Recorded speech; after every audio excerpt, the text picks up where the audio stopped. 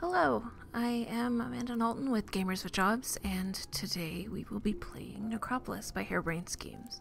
This game came out on July 12th for Steam. It's due to release to other platforms sometime the summer of this year. The first thing you get to do is in this sub-menu here is choose your friends if you would like to invite them to join.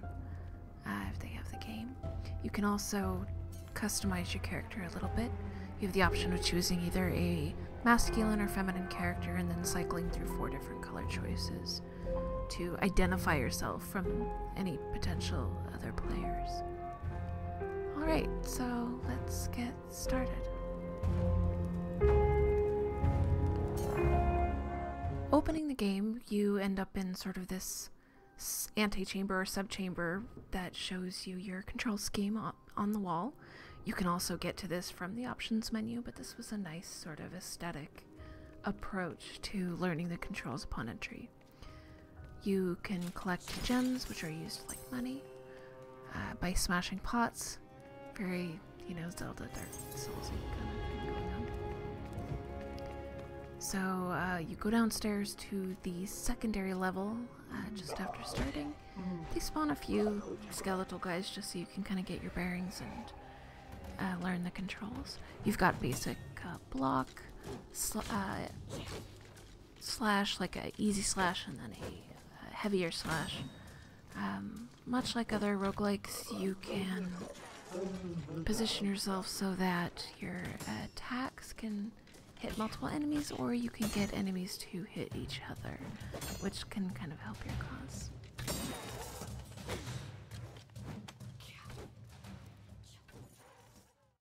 Alright, so a big part of this game are its items. There are temporary items like food, potions, bombs, scrolls, and most importantly, weapons and armor. There's also these persistent items, which are your colors, and those are the 4 you originally start with, but then progress to collecting more. The second persistent item that you can get in the game are codexes, which have different beneficial stats that can help your game. So there are ones like a regen or endurance boost or health boosts that regenerate if you attack enemies. And these are purchased with the favor tokens, which is that little circle in the top right corner there with a triangle in it. And you get those by completing missions, which are in this little menu in the center down at the bottom there. And those tend to generate randomly every time you start the game. So we are on the first level, going into the first dungeon, and immediately attacked by these like golden spinning psycho guys, which are usually enemies that I don't see right away, right out the gate. So this level generation's a bit intense, so I did back up in order to handle it. One thing when you're playing solo player is using your environment to get the advantage over your enemies. I'm just kind of trying to make them attack each other so that I don't have to try to fight both of them at the same time.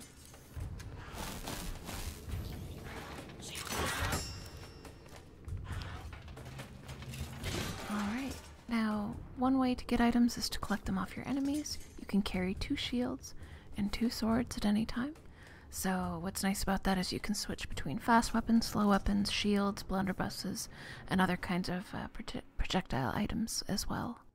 Alright, let's talk about crafting. Now, crafting recipes, you start out with a few basic that you see here. You can also purchase them from vendors, or find them dropped from enemies on occasion. The item ingredients are generally picked up off of random mobs. It's the stuff that drops off of them, and you can use them to create things like the food that I'm eating right there for sustenance.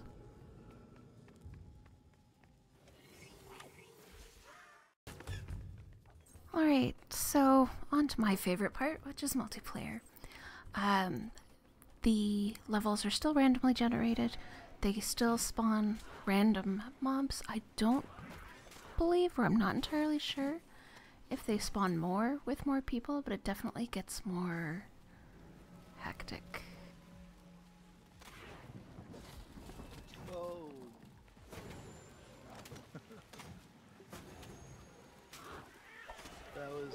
I was coming from above, and then rubber boots came right across where I was planning to be. Sorry.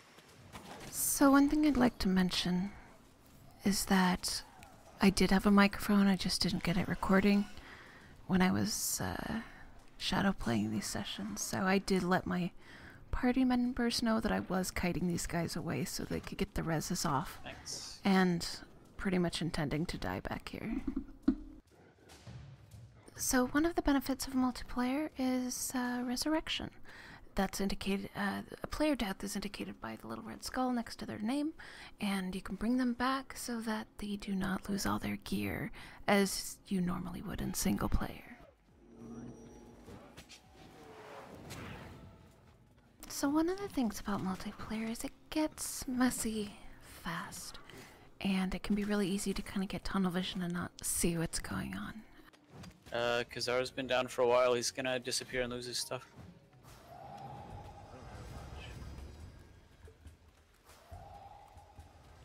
I'm getting pretty close too. So here, when I didn't res Kazar in time, what happens is he respawned a shorter distance away, somewhat out of the fray, with the basic starter gear. You kite this guy, I'll get the res.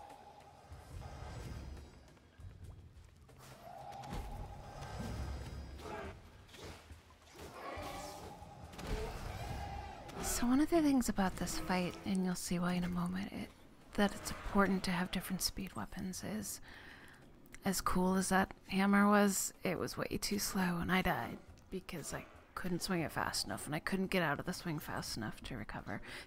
Hey, if you look in the background here, you can watch Absurda hurl.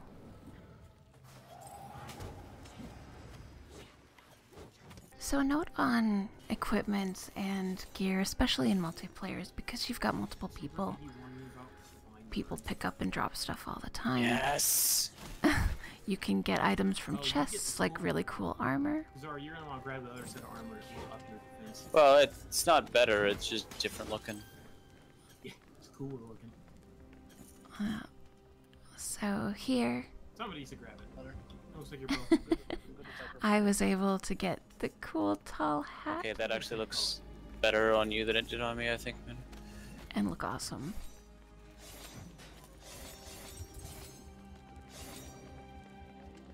He wears it well.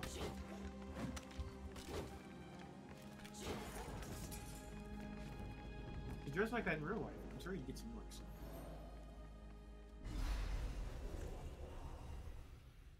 And that will wrap our quick look into Harebrained Schemes Necropolis. I am Amanda Knowlton. Thank you so much for joining us on our dungeon dive into the depths of a diabolical death trap. We will hopefully see you next time. Alright, thanks. Bye.